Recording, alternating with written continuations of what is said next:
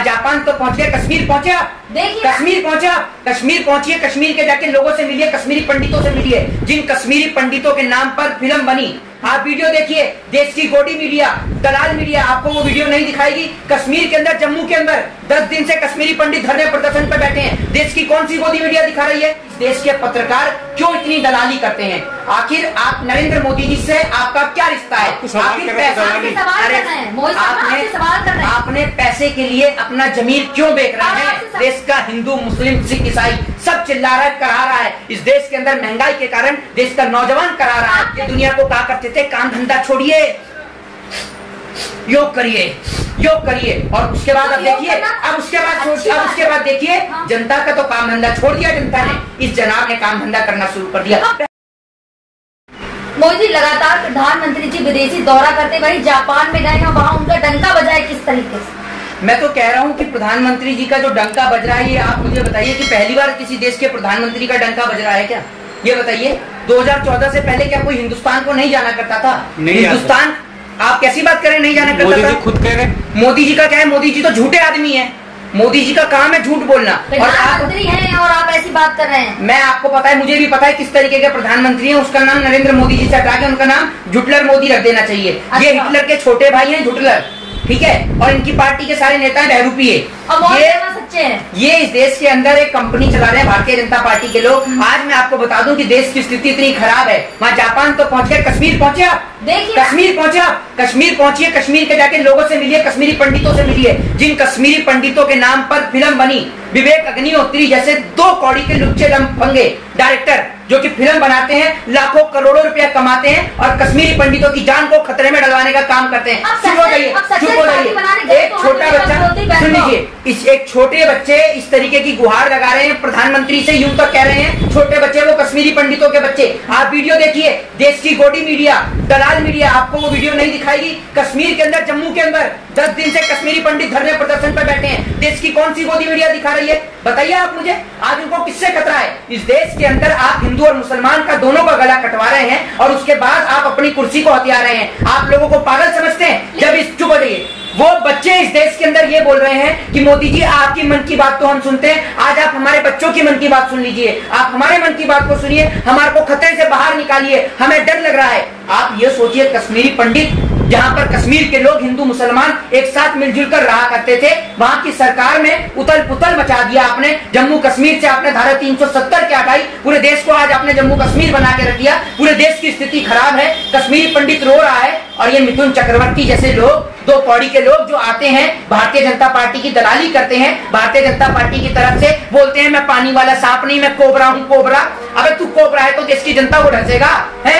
ये ऐसे लोग हैं जो भगवान का मजाक उड़ाते हैं। ये वो मिथुन चक्रवर्ती है जो एक फिल्म आई थी परेश रावल की, OMG ओ माई गॉड, उसमें ये बोलता है, ये उसका खुद का डायलॉग है, ये बोलता है कि बहुत दिन हो गए मार्केट में कोई नया भगवान नहीं आया। ये लोगों के भगवान का मजाक उड़ाता है और भारतीय जनता पार्टी इन जैसे लोगों को अपनी पार्टी के अंदर शामिल करती है। शर्म नहीं आती भारतीय जनता पार्टी को? ये हमारे भगवान का मजाक उड़ाता है फिल्म के जरिए।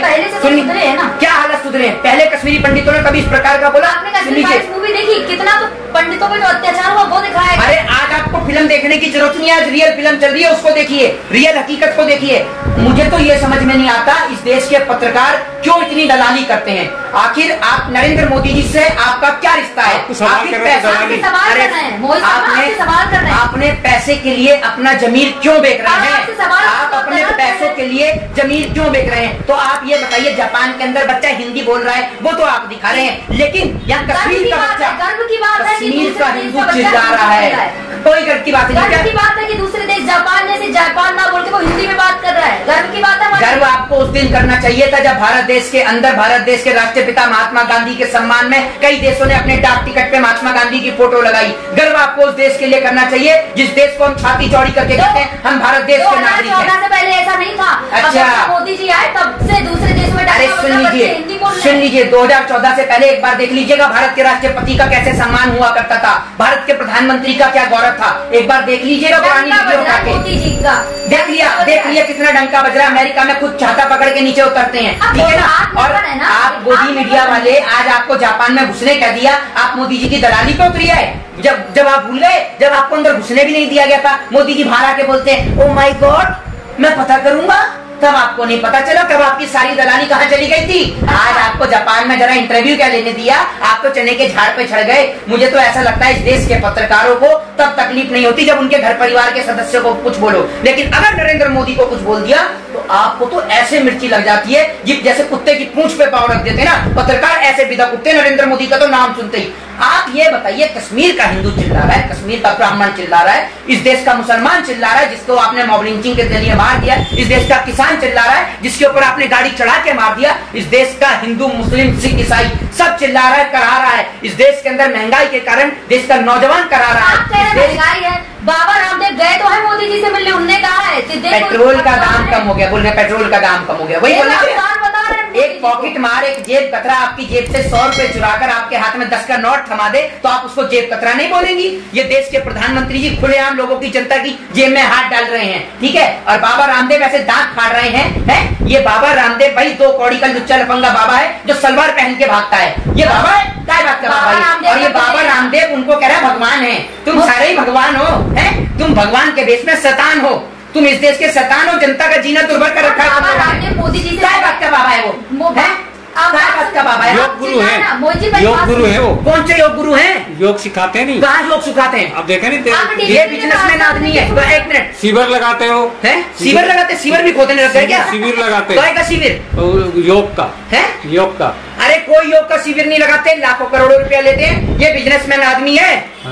इसका ये ऐसा आदमी है कभी डॉक्टरों के लिए कुछ बोलता है, ठीक है। अरे 2014 से पहले ये दुनिया को कहा करते थे काम धंधा छोड़िए, योग करिए, योग करिए। और उसके बाद अब देखिए, अब उसके बाद देखिए जनता का तो काम धंधा छोड़ दिया जनता ने। इस जनाब ने काम धंधा करना शुरू कर दिया। पहले इसको जींस में सुनिए, अरे सुनते रहिए, अरे पहले ये जो जींस की पैंट है ना, ये आप जींस की पैंट देखनी है। पहले बाबा रामदेव को मैं दिखाऊं, पहले बाबा रामदेव को जींस की पैंट में खुजली हुआ करती थी।